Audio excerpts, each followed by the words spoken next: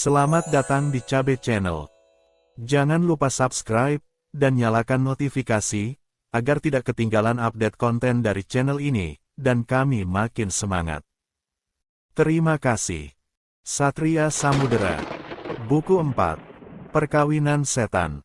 Bab 8. Prawira melihat bahwa bayangan Satria sudah menghilang. Pria ini segera menarik napas panjang dan memperkuat kuda-kuda. Ia berusaha memfokuskan seluruh indera yang ada di tubuhnya, agar dapat melacak keberadaan Satria. Tiba-tiba, secara refleks, Prawira memiringkan badan ke samping kiri. Benar saja, pada saat ini, entah dari mana datangnya, sebuah kilatan berwarna putih kebiruan menyeruak dari kehampaan, dan menyerempet baju yang menutupi perut Prawira.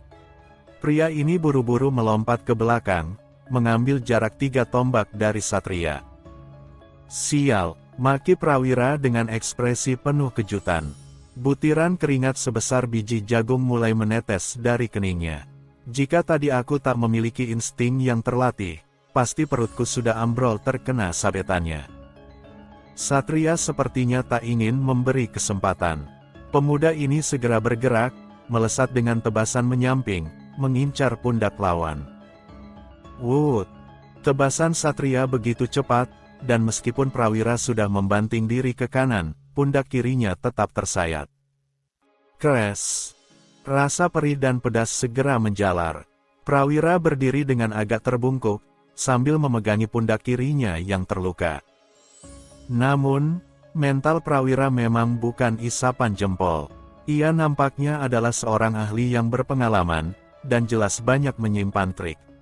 Meski baru 2 gerakan, Prawira sudah dapat melihat bahwa dari segi kecepatan, Satria lebih unggul darinya. Tapi fakta ini tak membuat semangatnya kendur. Prawira justru mengambil kuda-kuda baru. Ia merenggangkan kaki dan membuat formasi tertentu dengan tangan kanannya. Tiba-tiba, aura di sekitar Prawira berubah. Ada aliran angin yang sepertinya berputar-putar, dan makin lama, hawa di sekitarnya terasa semakin panas. Kemudian, telapak tangan Prawira terlihat bergetar. Bersamaan dengan itu, pendar-pendar cahaya berwarna jingga bermekaran, seperti kembang api yang terbakar, menari-nari di tangan Prawira. Melihat ini, sebelah Satria agak terangkat. Ia belum pernah melihat jurus yang seperti Prawira praktekkan. Namun demikian, sang pemuda terlihat tetap tenang dan berdiri dengan kokoh. Menyadari bahwa pemuda di hadapannya hanya berdiri, Prawira agak mengernyit. Saudara Satria, aku akan melepaskan jurus bunga api dari neraka. Meski kau sedikit lebih cepat dariku, bukan berarti kau lebih kuat.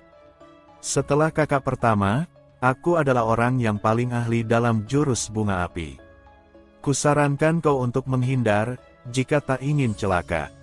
Mendengar ucapan ini, Satria tersenyum tipis. Prawira, tak usah khawatir. Cepat tunjukkan saja padaku kehebatan jurusmu itu. Akan kutunjukkan hal yang lebih menarik. Kemudian, Satria menyarungkan pedang dan memasang 1 kuda-kuda. Namun, tak ada letupan energi, atau perubahan aura, pertambahan suhu dan semacamnya.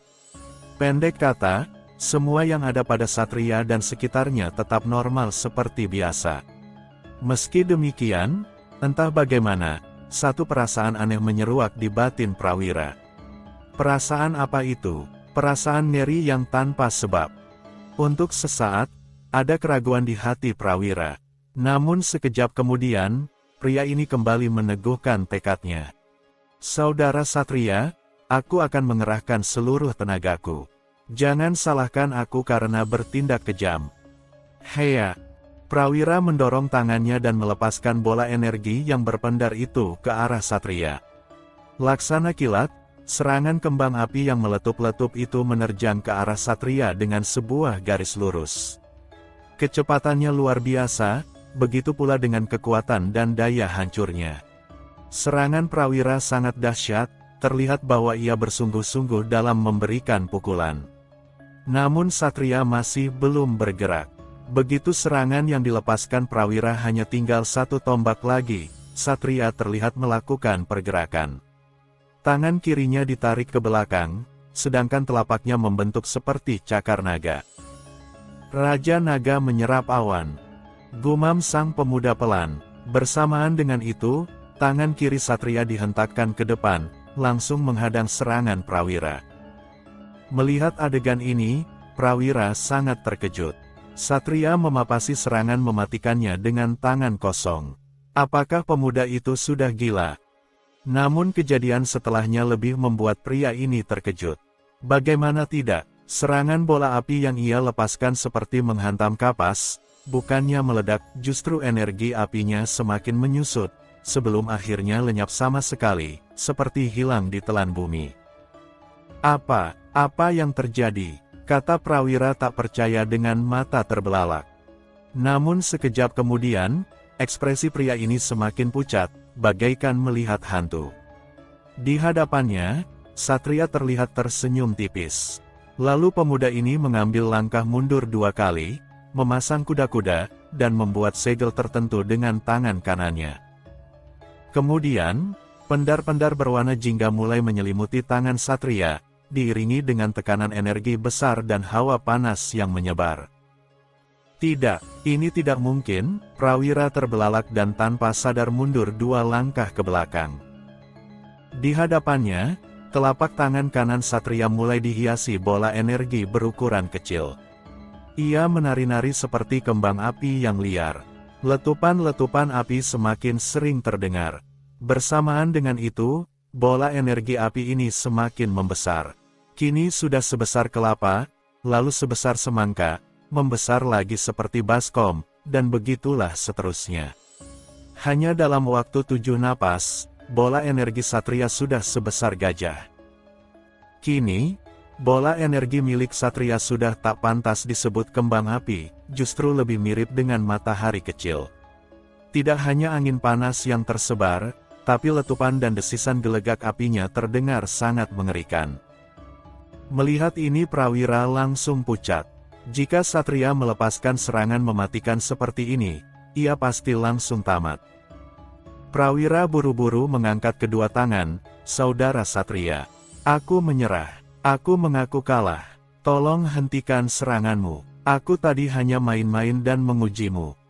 Satria mengerutkan kening. "Prawira, apa yang kau katakan?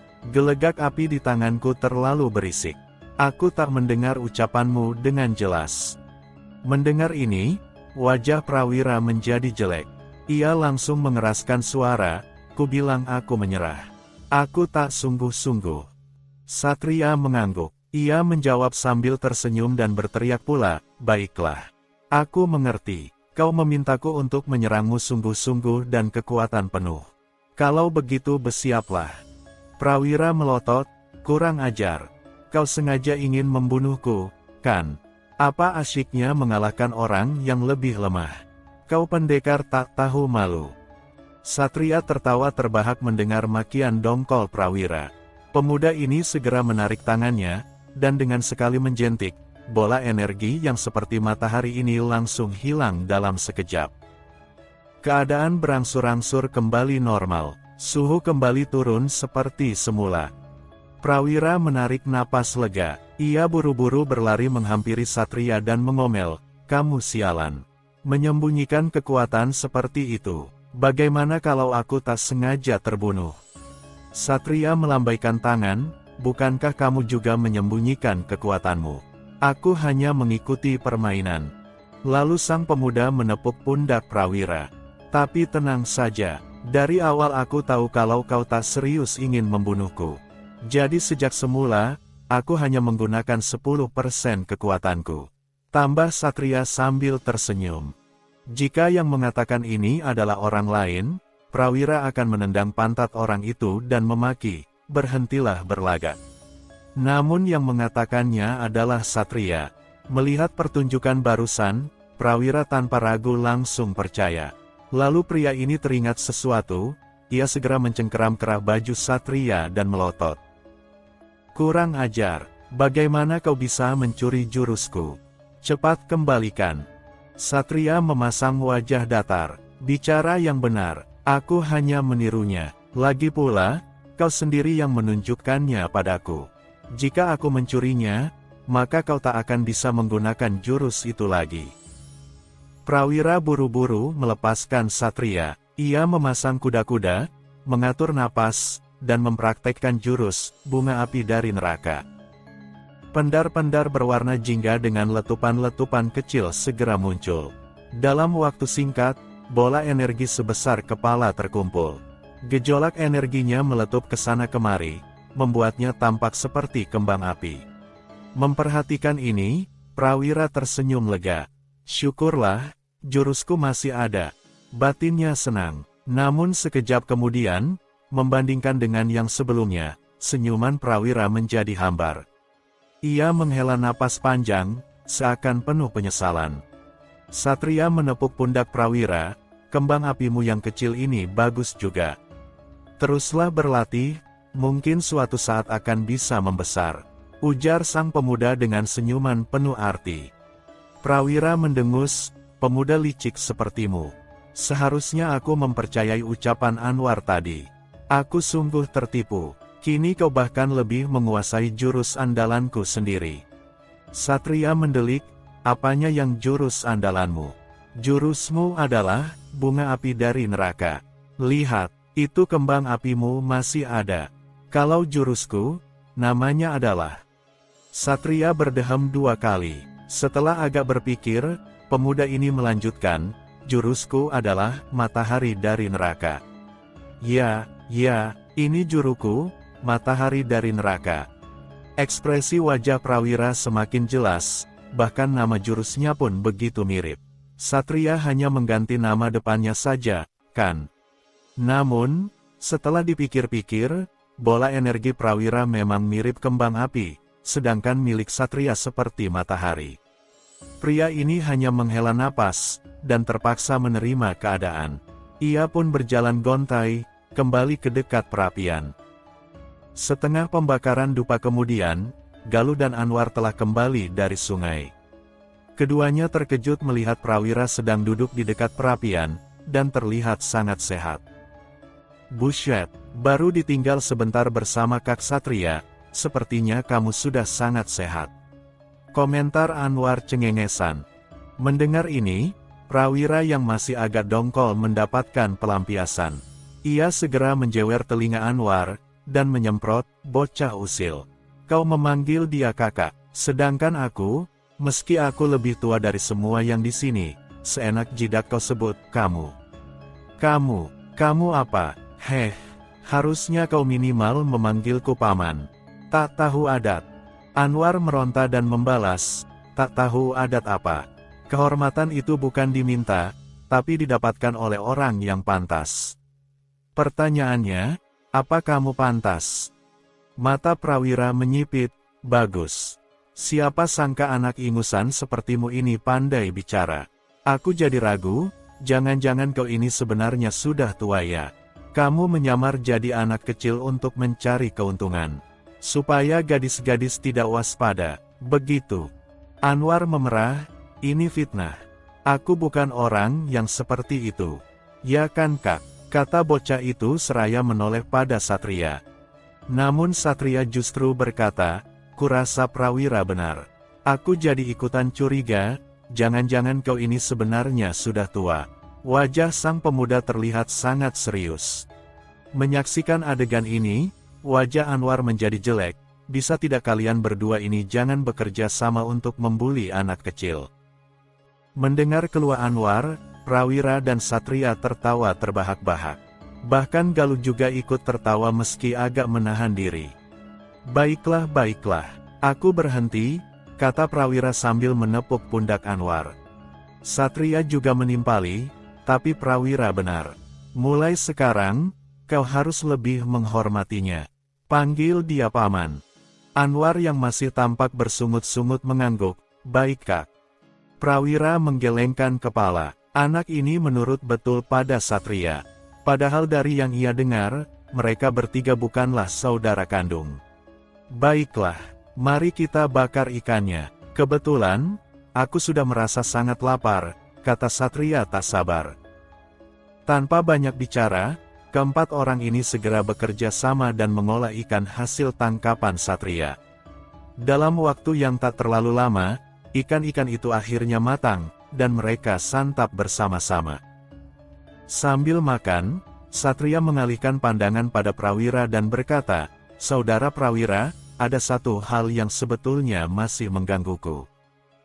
Prawira menimpali, "Adik, jika ada yang bisa kujawab, pasti akan kuberi tahu padamu."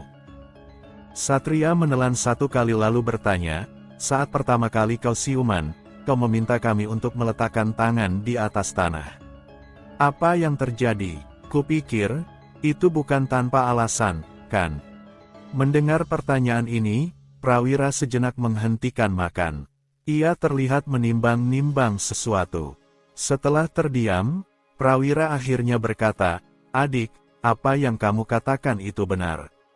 Dan terus terang, sebetulnya aku tak boleh menceritakan hal ini." Satria langsung memotong, "Kalau begitu, kau tak usah mengatakannya. Kami mengerti." Prawira menggeleng, "Karena kalian sudah menyelamatkanku, maka tak ada alasan bagiku untuk menyimpan rahasia." Pria ini kemudian memperbaiki posisi duduknya. Ia menarik napas satu kali dan berkata, "Sebetulnya, aku adalah anggota pengawal rahasia dari salah satu kekuatan di Artapura." Alis mata Satria terangkat, "Pengawal rahasia dari Artapura?" Prawira mengangguk, "Benar, nama sandiku adalah Katak Api. Aku bekerja pada seorang tokoh kuat di Artapura, yang bernama Jalamambang." Mendengar nama ini, rona keterkejutan segera melintas di wajah Satria. Jalamambang adalah nama orang yang waktu itu disebutkan oleh Pak Cokro. Siapa sangka, Prawira ternyata adalah salah satu anggota Jalamambang. "Prawira, bisakah kau mempertemukanku pada orang yang bernama Jalamambang ini?" tanya Satria dengan ekspresi penuh harapan. Prawira menghela napas, "Aku tidak bisa janji padamu. Sebab, aku sendiri tidak punya akses langsung padanya. Tapi kau tak perlu khawatir. Akan kukenalkan kau pada kakak pertama. Dia adalah tangan kanan bos Jalamambang. Aku yakin, dengan bantuannya, kau bisa bertemu langsung dengan orang itu." Satria mengangguk dan tersenyum, "Baiklah. Begitu juga bagus." Keempat orang ini terus mengobrol hal-hal ringan untuk beberapa lama, sebelum larutnya malam mengharuskan mereka semua untuk beristirahat dan memejamkan mata. Sementara itu di tempat lain, tepatnya di sebuah perkampungan kecil yang terletak di lembah di antara dua gunung, terlihat beberapa orang berjubah merah sedang hilir mudik dengan tergesa. Gerbang besar yang menjaga bagian depan telah dibuka. Terlihat, 10 orang penjaga telah turun, meninggalkan pos mereka di atas tembok, dan berdiri dengan tegap di sisi kiri dan kanan jalan masuk. Tak lama kemudian, datanglah satu kereta kuda berwarna merah darah, diiringi 5 orang penunggang kuda. Rombongan ini berhenti di depan gerbang. Seorang pria berjubah merah, usianya sekitar 40-an, dengan kumis dan janggut tipis, segera mendekat dan memberi hormat. "Tuan Barasoka, selamat datang kembali di bumi suci Tarapada." Dari dalam kereta kuda, terdengar satu suara berat yang menjawab, "Dala Angker. Sudah hampir 10 tahun sejak aku meninggalkan bumi suci kita. Tapi penampilanmu masih tetap sama, dan auramu semakin kuat. Tidak hanya dirimu, bahkan tempat ini juga semakin berwibawa." Mendengar ini, pria yang ternyata bernama Dala Angker menjawab sambil merendah, "Tuan, ini semua berkat bimbingan dan dukungan yang tulus dari Anda. Tanpa itu semua, bumi suci kita akan tetap terpuruk, dan suku kita akan terus terpinggirkan." Sosok di dalam kereta yang dipanggil dengan sebutan Tuan Barasoka itu tertawa. Ini bukan tawa biasa, sebab sang tuan ini menyelipkan tenaga dalamnya yang luar biasa. Hal ini membuat dinding-dinding di gerbang bergetar. Beberapa penjaga yang memiliki kemampuan agak rendah mulai merasakan dampaknya. Telinga mereka terasa agak sakit, dan jantung terasa nyeri. Beruntung, tawa ini tak berlangsung lama dan segera berhenti. Dala Angker membungkuk dan menjilat, "Tuan, Kemampuanmu semakin tinggi saja. Hal ini membuat saya makin tersadar, bahwa jarak antara bumi dan langit itu masih begitu jauh. Hahaha, bagus. Aku suka dengan kejujuranmu, Dala Angker. Malam ini kau tak usah khawatir, aku punya hadiah yang istimewa untukmu. Hahaha, kata Barasoka puas. Terima kasih, Tuan. Dala Angker menangkupkan tangan dan kembali membungkuk. Mari saya antar Anda ke peristirahatan. Dala Angker memimpin jalan, meski tak mengendarai kuda, entah bagaimana kecepatannya seimbang dengan kereta kuda tersebut. Bahkan, karena Dala Angker yang memimpin jalan, ia sebetulnya berjalan satu langkah di depan. Rombongan ini melaju dengan kecepatan sedang. Setelah sampai di perempatan, ia berbelok ke kiri, menuju ke sebuah bangunan yang paling megah dan mencolok. Orang-orang suku Arka mengenal bangunan ini dengan nama Istana Pemimpin. Iring-iringan ini berhenti di halaman Istana Pemimpin. Di sana, tampak sudah berdiri sekelompok orang yang sudah menunggu. Kemudian, datanglah dua orang menghampiri kereta, yaitu seorang kakek dan nenek. Keduanya memiliki rambut yang sudah memutih, dengan wajah penuh kerutan, hingga seperti kulit pohon. Selamat datang Tuan Besar. Selamat datang, pemimpin. Sapa pasangan tua ini penuh hormat. Lalu dari dalam kereta terdengar jawaban. Romo penjaga altar, dukun suci pemikat, bagaimana kabar kalian? Kakek nenek yang disebut penjaga altar dan dukun suci pemikat itu kembali membungkuk. Tuan, seperti yang Anda lihat, kami di sini baik-baik saja. Karena telah sampai di tujuan, pintu kereta dibuka, dan tirai kain tipis disingkap. Dengan sebuah gerakan yang elegan, satu sosok segera melangkah keluar dan turun dari kereta. Ia adalah seorang lelaki, dengan rambut panjang yang disanggul rapi. Alisnya tebal dan tajam, dengan hidung mancung dan rahang yang terlihat kokoh. Terdapat juga jenggot tipis yang menghiasi wajahnya, menambah kesan wibawa pada wajah tampannya. Selain itu, badannya tegap dan gagah, serta memancarkan aura dominasi yang luar biasa. Orang ini adalah Barasoka, pemimpin utama suku Arka di Tarapada. Dilihat dari penampilan luarnya, orang akan mengira bahwa ia baru berusia awal 40-an. Tapi sebetulnya, usia Barasoka sudah lebih dari 90 tahun. Silahkan, Tuan. Kakek penjaga altar memasang gestur sopan, mempersilahkan Barasoka untuk masuk ke istana pemimpin. Waktu cepat berlalu, tak terasa sudah 3 pembakaran dupa, sejak Barasoka tiba di gerbang tanah suci Tarapada dan memasuki istana pemimpin. Di dalam istana pemimpin, tepatnya di sebuah ruangan, terlihat 4 orang yang tengah duduk di atas kursi masing-masing. Di hadapan mereka, terdapat sebuah meja panjang, dengan aneka hidangan dan buah-buahan segar di atasnya. Terlihat bahwa hidangan-hidangan tersebut adalah sisa, pertanda bahwa ritual makan malam sudah selesai sejak beberapa saat yang lalu. Karena perut sudah tersisi, mari kita bicarakan perkara pentingnya. Barasoka memulai pembicaraan. Pria dominan ini duduk di kursi utama, yang menghadap ke arah utara. Kakek penjaga altar serta nenek dukun suci pemikat ada di kanan dan kiri meja. Sedangkan di seberang kursi Barasoka, yaitu kursi yang menghadap ke arah selatan, ditempati oleh Dala Angker. Kakek penjaga altar terlihat mengangguk sekali sebelum berbicara. Tuan Besar, sebelumnya kami mohon maaf karena harus meminta Anda untuk segera kembali. Tapi perkara ini memang tidak bisa kami putuskan, hanya Anda selaku Tuan Besarlah yang memiliki wewenang. Barasoka mengangguk, kalau begitu katakan, apa yang telah terjadi? Kakek penjaga altar menjawab, Tuan Besar, seperti yang kita ketahui, suku kita adalah suku yang istimewa. Di dalam tubuh kita mengalir darah para dewa, yang turun ke bumi ribuan tahun yang lalu. Setiap satu anak dari suku Arka lahir, kita akan membuatkan pelita khusus, dan meletakkannya di aula leluhur. Pelita itu akan kita jaga dengan baik. Setiap pelita tidak hanya melambangkan hidup dan matinya seseorang, tapi juga perkembangan, bakat, dan kemampuan darahnya. Sampai di sini, kakek penjaga altar berhenti sesaat. Ia menarik napas panjang, dan ekspresi wajahnya terlihat sedikit suram. Sekitar 4 purnama yang lalu, saat saya sedang bersemadi di ruang altar suci, saya melihat ada 2 pelita yang mengalami perubahan. Ini adalah perubahan yang asing dan belum pernah saya saksikan, setidaknya sejak lebih dari 100 tahun ini. Mendengar penuturan kakek penjaga altar, kening Barasoka sedikit mengernyit. Mbah Sukmo, bisa kau jelaskan lebih terperinci?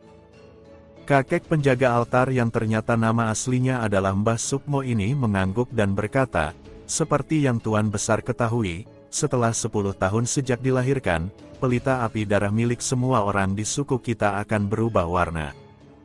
Pada awalnya, setiap api pelita berwarna jingga. Namun, jika anak ini berbakat dalam hal bela diri, setelah 10 tahun, warna pelitanya akan menjadi hijau. Jika ia berbakat dalam hal ilmu batin, maka pelitanya akan berwarna biru, dan jika ia bakat langka, maka warnanya adalah merah darah. Semakin pekat warna merahnya, berarti orang itu juga semakin berbakat. Dan, dalam 100 tahun terakhir, hanya pelita api milik Tuan Besar saja yang berwarna seperti itu. Namun 4 purnama yang lalu, ada 2 pelita api yang warnanya tiba-tiba menjadi berwarna darah, dan tingkat kepekatannya juga lebih tebal daripada milik Anda. Mendengar ini, raut keterkejutan tak bisa disembunyikan dari wajah Barasoka. Maksudmu, ada yang berpotensi menumbangkanku sebagai Tuan Besar, dan tidak hanya 1, melainkan 2. Tanya Barasoka dengan tatapan dingin. Kakek penjaga altar mengangguk. Tidak hanya itu, dari salah satu pelita api darah, tiba-tiba muncul api lain, yang esensinya jauh lebih besar, lebih panas, dan lebih kuat. Apalagi, warna apinya adalah ungu. Apa, betulkah hal seperti ini terjadi? Apakah kau sudah memeriksanya dengan benar? Tanya Basaroka dengan ekspresi tak percaya. Kakek penjaga altar mengangguk dan wajahnya tampak semakin suram.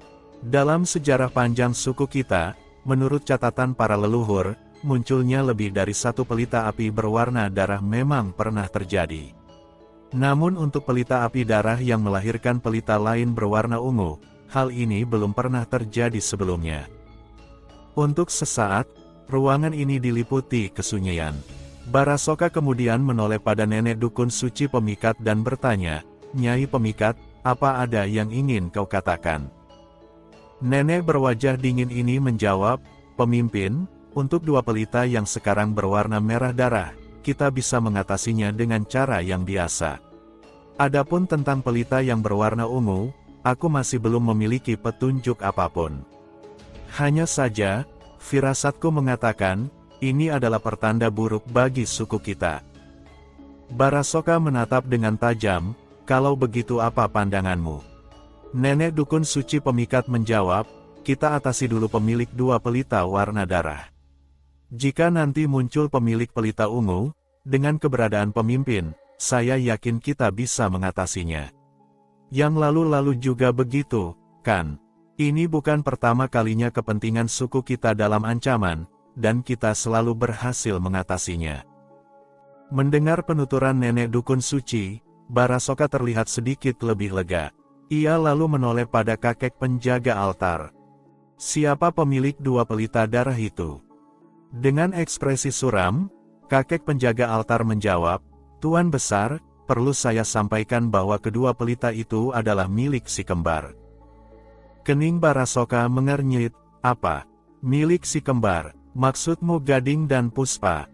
Kakek penjaga altar mengangguk dan terlihat menggelengkan kepala beberapa kali.